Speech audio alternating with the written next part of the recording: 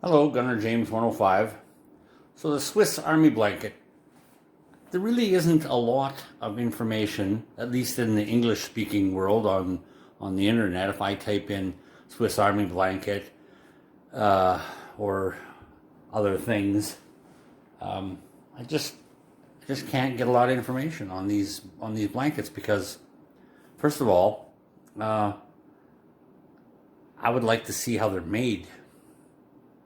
I mean, they have not being made anymore. They quit making them. I think they made them up until, well, they started in the late 1800s, and they were made until the early 60s. You can see right there, the one up top is that 60 there signifies the date that that blanket was made. But there really isn't a lot of information that I can find on its history. So I'll give you what I've got, and then I'll show you these blankets. I put a few of the pieces from my collection. I had done already the K31 rifle, which is in the background. I did a video on that and featured some of these items that are on the table now in that video. Forgot a couple things though, and there is something new, and that's that cover, which is a reversible cover, which I can get into a little more detail. That's the M1840 Swiss helmet, and so it was there during World War II. I think that's actually when that type of or that cover came out, was during World War II. And so this one, the 18/40, is because this actually is the Model 18 that was converted in various ways. One of them is the liner and chin strap. Again, I can get into that later. The other is this. You can get these not without too much problem, but they're pretty cool little stove, very compact. It's like the Tommy cooker sort of thing, that this type of thing here. This one's 1971, but very simple but very effective little stove for making some coffee or tea or a cup of soup and that sort of thing. So just a piece from the collection that happens to be Swiss, and then of course this cleaning kit. And the cleaning kit, I mean, heck, you can buy these things, well, $15, $25 maybe, but they're all complete. This particular one happens to come with all the grease, or the fat as they call it. I'm not sure how you pronounce it, but there's your K31 etc. cleaning kit. So I just wanted to throw a couple things in here that I missed showing you before on my other video. And I know this was on the table, but a little muzzle and sight protector. So that just goes right over the muzzle, and then that clips over the sight and protects both of those. I would feel more comfortable with the German style, like the K98 had that rubber, just a little rubber cap, as opposed to forgetting to take this off and seeing what happens when you shoot the rifle and this is still on there. So we'll move on to the blankets, and so I'll just clear this off the table and give us a little more room. The Swiss were neutral, of course, but very prepared with their citizen army. And I know a fellow that actually was still part of the military as he was trying to immigrate to Canada.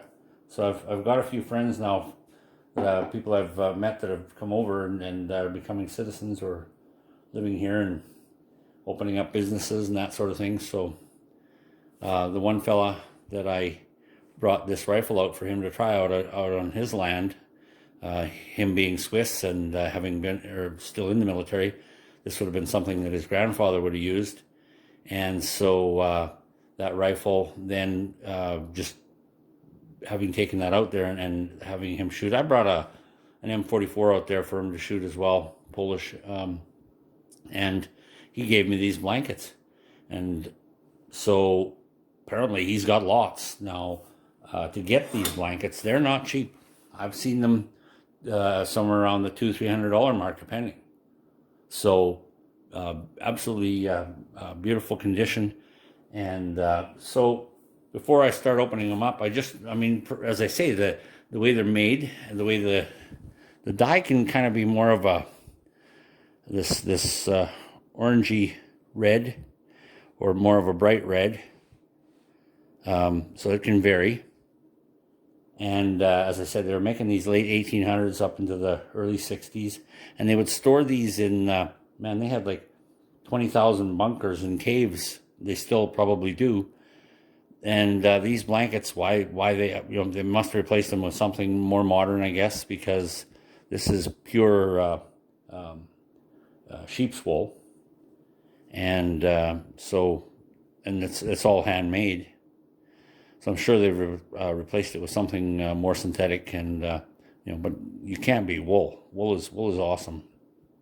And so with the 20,000 bunkers and the storing of many supplies, and one of them being blankets, that's what we ended up with here. They've got of course, your band, and it's both sides on both ends. So you've got this red band that goes on both ends all the way around.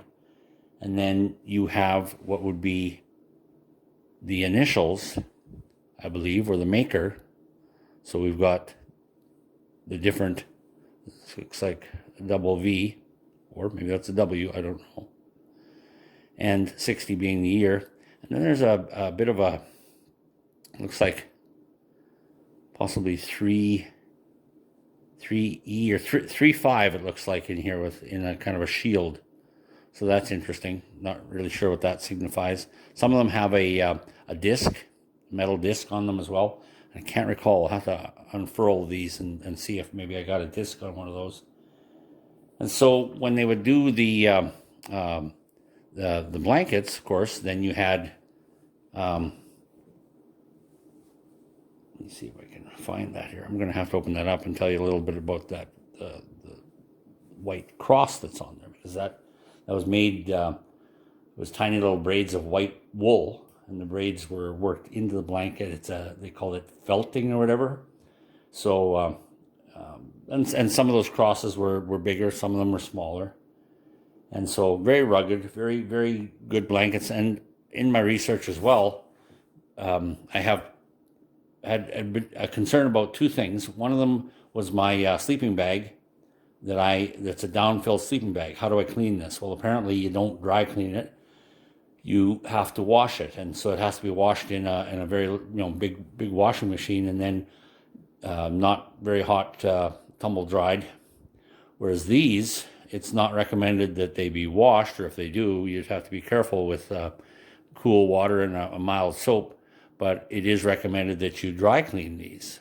So that's something that I had researched and wanted to make sure that I didn't ruin them if I wanted to clean them. So I'm going to open them up and give you some close-up looks at what we got here. So the first one is the newest, and let me go 58, but let me get this rifle off here.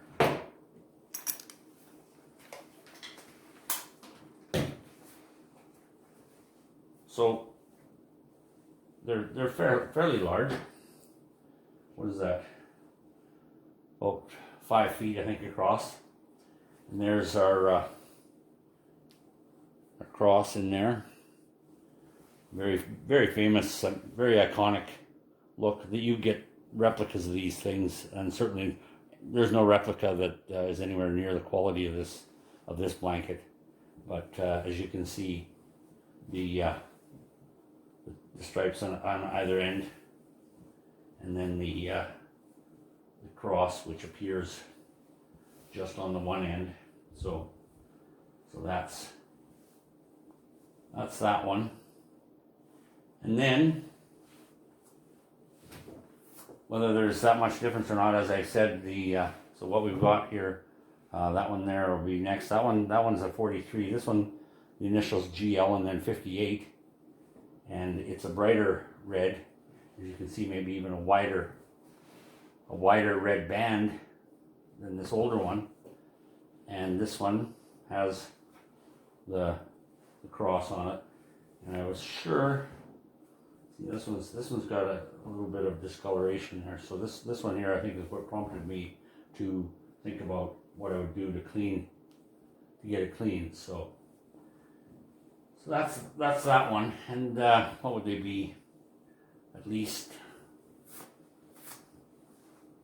yeah, it's about seven by 5 at least in feet.